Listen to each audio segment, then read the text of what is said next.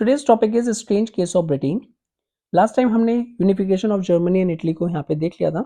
आज हम इस टॉपिक से स्टार्ट करते हैं। Strange case of Britain. कुछ स्कॉलर्स ये आर्ग्यू करते हैं कि जो ग्रेट ब्रिटेन का नेशन स्टेट का यहाँ पे जो मॉडल है वो सबसे ज़्यादा बेस्ट है।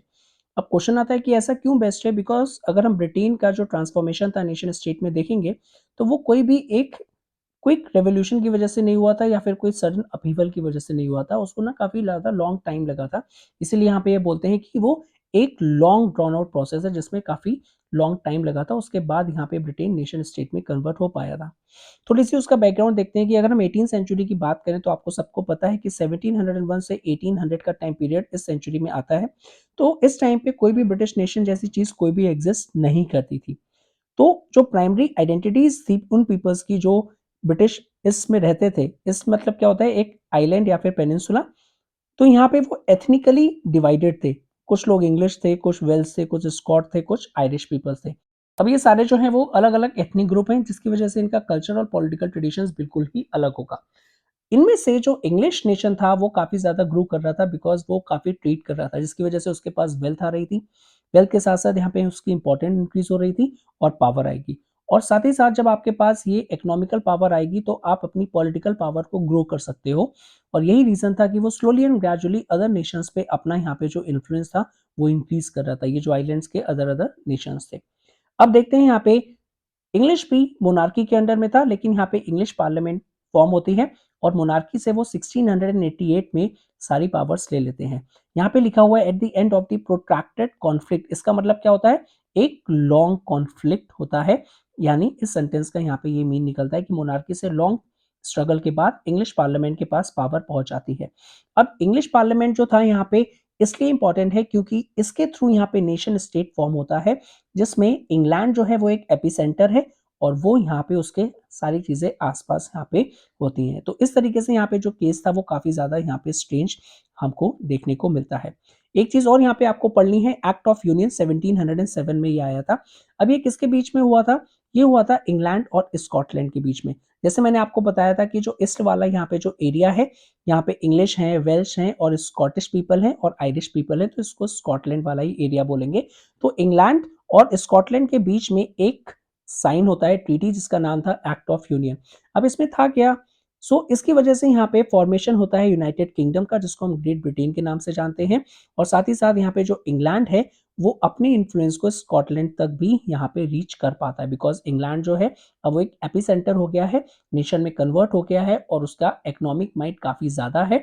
और इसीलिए वो अपनी पॉलिटिकल डोमिनेंस जो है वो other parts of the area में यहाँ पे एक्सटेंड कर पा रहा है।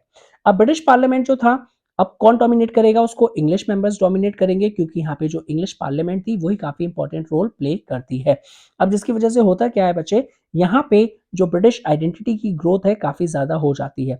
लेकिन जैसे जैसे ब्रिटिश आइडेंटिटी की ग्रोथ बढ़ती जाती है उसका मतलब ये होता है कि जो स्कॉटलैंड है उसका जो अपना डिस्टिंक्टिव कल्चर है, जितने भी पॉलिटिकल इंस्टीट्यूशंस हैं, वो सारी चीजें इंग्लिश आइडेंटिटी के अंडर में आ जाएंगे, यानी ब्रिटिश आइडेंटिटी के अंडर में आ जाएंगे। बिकॉज क्यों? क्योंकि स्कॉटलैंड का अपना अलग यहाँ पे एथनिक ग्रुप था, उनका कल्चर ट्रेडिशन अलग था। लेकिन अब आपने एक यूनियन साइन कर ली है जिसमें इंग्लैंड आपको कंट्रोल करेगी, और टेक्निकली जिसकी वजह से अब स्कॉटलैंड का जो इंडिजीनियस कल्चर था वो यहाँ पे ब्रिटिश आइडेंटिटी के सामने यहाँ पे ओवरशैडोड हो जाएगा। अब जरा देखते हैं कि स्कॉटिश हाईलैंड्स का कैसे यहाँ पे रिप्रेशन होता है। अब स्कॉटिश हाईलैंड्स यहाँ पे इनहेबिटेट कर रहे थे कैथोलिक क्लैंस को, जिसकी वजह से उनको काफी ज्यादा रिप्रेशन फेस करना पड़ता है। ना उनको उनकी जो लोकल लैंग्वेज है वो बोलने दी जाती है, ना ही उनकी जो नेशनल ड्रेस है वो वियर करने दी जाती है। और जो ज्यादा अपोज करता है ब्रिटिश आइडेंटिटी को, उसको यहाँ पे उनके होमलैंड से दूर भेज दिया जाता है, यानी भगा दिया जाता है। आइलैंड के साथ भी सेम चीज यहाँ पे होती है, बिकॉज ब्रिटिश की आइडेंटिटी जैसे जैसे इंक्रीज होती जा रही थी वैसे वैसे और आइलैंड के आसपास वाले नेशन पे वो अपना कंट्रोल बनाता जा रहा था। अब आइलैंड के साथ ऐसा क्यों होता है कि जो आइलैंड कंट्री थी वो काफी डीपली डिवाइडेड थी कैथोलिक्स के बीच में और प्रोटेस्टेंट के बीच में।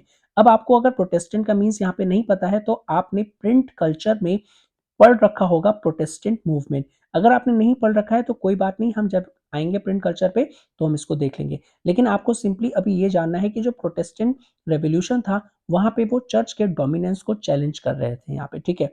तो इंग्लिश जो था वो यहाँ पे प्रोटेस्टेंट को सपोर्ट कर रहा था, और यही रीजन था यहाँ पे बच्चे कि जो अगर आप प्रोटेस्टेंट को सपोर्ट करोगे, क्यों सपोर्ट करोगे कि प्रोटेस्टेंट को सपोर्ट करके आप यहाँ पे डोमिनेंस कर दोगे over a largely Catholic country पे यहाँ पे। तो इस तरीके से इंग्लिश अपना डोमिनेंस को एस्टैब्लिश करना चाह रहा था कहाँ पे, आयरलैंड में। तो आयरलैंड का केस अलग था और हमने स्कॉटिश हाईलैंड्स का केस यहाँ पे अलग देखा। अब साथ ही साथ होता क्या है कि अगर आप यहाँ पे प्रोटेस्टेंट को सपोर्ट करोगे आयरलैंड में, तो जो कैथोलिक लार्ज क्वांटिटी में है वो क्या करेंगे, आपसे रिवॉल्ट करेंगे ब्रिटिश डोमिनेंस के अगेंस्ट में। लेकिन इन रिवॉल्ट को सप्रेस कर दिया जा रहा था बिकॉज ब्रिटेन की पावर जो थी वो काफी ज्यादा इंक्रीज होती जा रही थी। अब होता क्या है कि जब यहाँ पे कैथोलिक रिवॉल्ट फेल्ड हो जाता है और उसको लीड किया था वोल्फ टॉन ने एंड द यूनाइटेड आयरिशमैन ने 1798 में, तो आयरलैंड को यहाँ पे कंप्लीटली इनकॉर्पोरेट होना पड़ता है यूनाइटेड किंगडम के अंडर में 1801 में।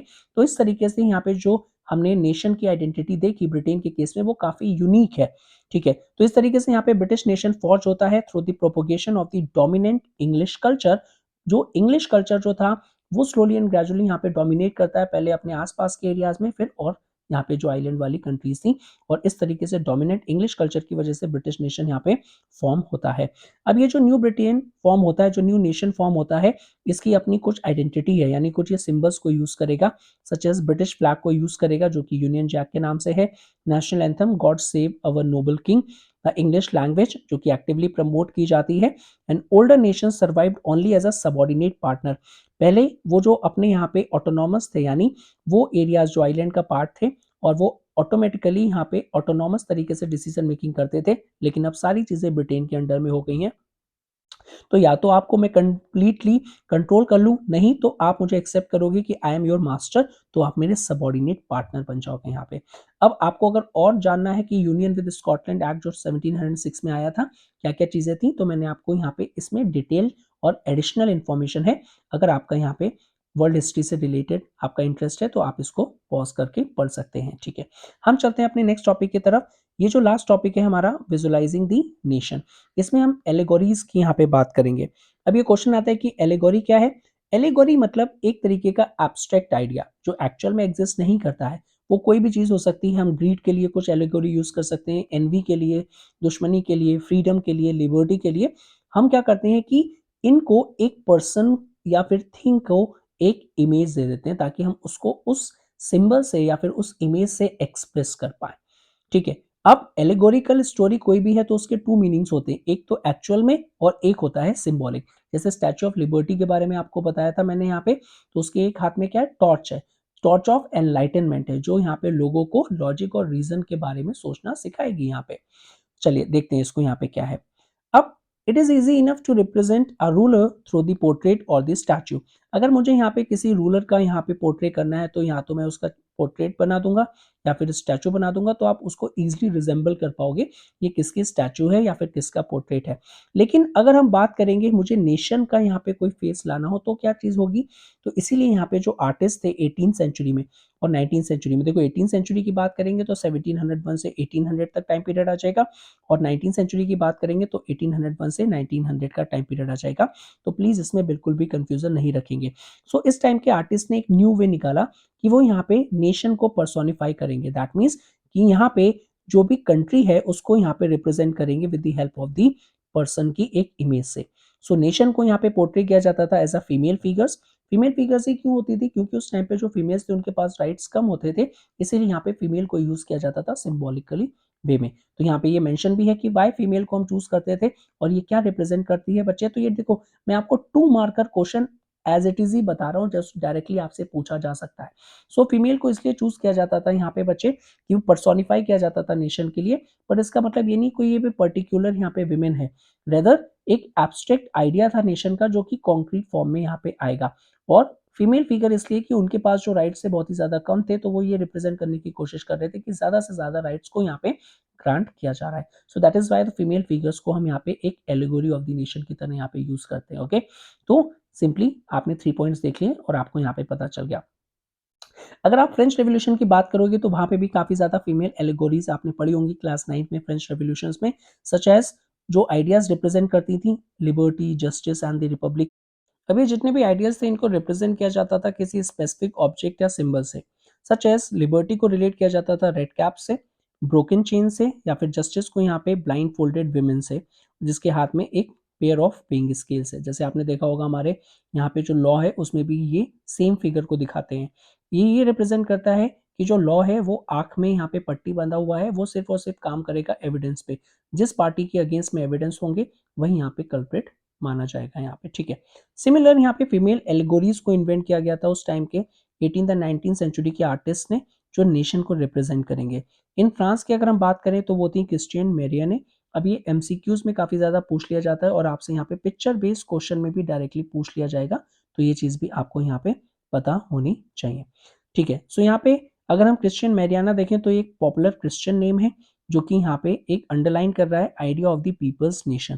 दैट मीन्स कि यहाँ पे जो नेशन है वो पीपल्स ने बनाया है या फिर पीपल्स की वजह से यहाँ पे बना है, और साथ ही साथ इनके जो कैरेक्टरिस्टिक्स हैं वो लिबर्टी और रिपब्लिक भी यहाँ पे शोकेस कर रहे हैं, क्योंकि यहाँ पे इनके पास रेड कैप है, ट्राई कलर का फ्लैग है एंड दी दैट इज कॉकेट। अब स्टैचू ऑफ मेरियाना को यहाँ पे अलग अलग पब्लिक स्क्वायर्स में, अलग अलग जगह पे जहाँ पे लोग निकलते हैं, जहाँ पे लोग यहाँ पे ट्रेवल करते हैं, तो ईजिली वो देख सकते हैं यहाँ पे।